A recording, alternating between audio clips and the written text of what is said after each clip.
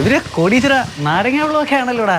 ഓ, ഒരു പോഞ്ചോളം കുടിക്കുന്ന ഞാനോ കോടീശ്വരം? പോണം എഴുന്നേറ്റ്. എടാ നിനക്കറിയാൻ പാടില്ല എന്നിട്ടടാ, പ്രതിപക്ഷ നേതാവിനും കോൺഗ്രസ് പാർട്ടിക്കൊന്നും നാരങ്ങ വെള്ളം കുടിക്കാൻ പോലും കാശില്ലെന്നാ പറയുന്നത്. അതായത് നീ പോലും അറിയാതെ നീ ഒരു കോടീശ്വരനായിരിക്കും. പിന്നെ 60 വർഷം ഇന്ത്യ ഭരിച്ച പാർട്ടിക്ക് അടുപ്പിൽ ഊതാൻ കാശില്ലെന്ന് ചുമ്മാ ഉള്ളതാടാ. നീ സതീശൻ പറയുന്നത് കേട്ടു.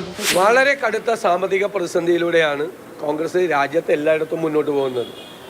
രാഹുൽ ഗാന്ധി പറഞ്ഞതുപോലെ ഒരു ഫ്ലൈറ്റ് ടിക്കറ്റ് കാശെടുക്കാൻ പോയിട്ട് ട്രെയിൻ ടിക്കറ്റിന് കാശെടുക്കാനുള്ള പണം കയ്യിലില്ല.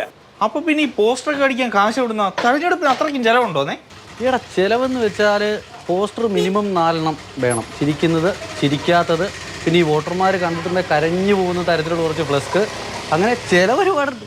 അപ്പൊ ഇത് കൊട്ടിക്കാനും വെക്കാനും വരുന്നവർക്കും കാശ് കൊടുക്കണോ? തിന്നാനും കുടിക്കാനൊക്കെ കാശ് കൊടുക്കണ്ടേ? മാത്രമല്ല കാണുന്ന ചുവരിലെല്ലാം എഴുത്ത്, അനൗൺസ്മെന്റ് വാഹനം, ഇതൊന്നും പോരാഞ്ഞിട്ട് ഈ കല്യാണത്തിന് 4 കൂട്ടം പായസം എന്ന് പറയുന്ന പോലെ മുക്കിന് കൺവെൻഷനും ഉണ്ട്. ഇതിന് ആളെ കൂട്ടാൻ തുട്ട് വേണ്ടേ? ശരിയാ, പണ്ടൊക്കെ പാർട്ടി പറഞ്ഞ ആളിറങ്ങുമായിരുന്നു. ഇപ്പോഴത്തെ ഈ പ്രതിസന്ധിക്ക് കാരണം എന്താ? എടീ ED ഇൻകം ടാക്സ് ഒക്കെ കൂടി ഇറങ്ങിയിട്ടേ കേന്ദ്രം ശരിക്കും പറഞ്ഞാൽ പ്രതിപക്ഷത്തിന്റെ പരിപ്പിളക്കി വെച്ചേക്കുക. അപ്പൊ BJPക്ക് ഇതൊന്നും പ്രശ്നമല്ലേ? അവർക്ക് പൈസ വേണ്ടേ? എടാ ആശാൻ അടുപ്പിൽ പോകാനാണല്ലോ, അവിടെ EDയും കൂടിയൊന്നുമില്ല.